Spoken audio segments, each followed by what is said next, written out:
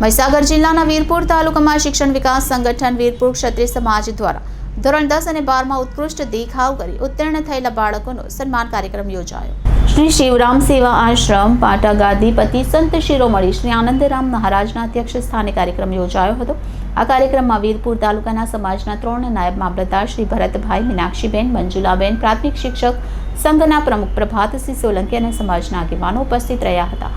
આ પ્રસંગે ધોરણ 10માં 80થી ઉપર ટકા મેળવેલ 39 બાળકો, ધોરણ 12 સામાન્ય પ્રવાહના 30 વિદ્યાર્થીઓ, ધોરણ 12 વિજ્ઞાન પ્રવાહના 6 બાળકો અને સ્પોર્ટ્સમાં વિશેષ દેખાવ કરનાર સોલંકી વિશ્વા, ઠાકોર કૃષ્ણા અને વર્ષ 2023-24 સરકારી નોકરી મેળવેલ 6 જેટલા કર્મચારી મિત્રો ક્લાસીસમાં સમયદાન આપ્યું. દાતા અને સંગઠનને વિશેષ દાન આપ્યું. દાતાઓનું પણ સન્માન કરવામાં આવ્યું.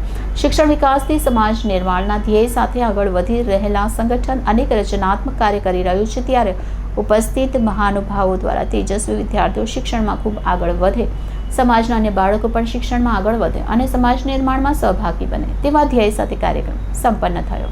Reporter Bharat Khant, city gold news, Mahisagar.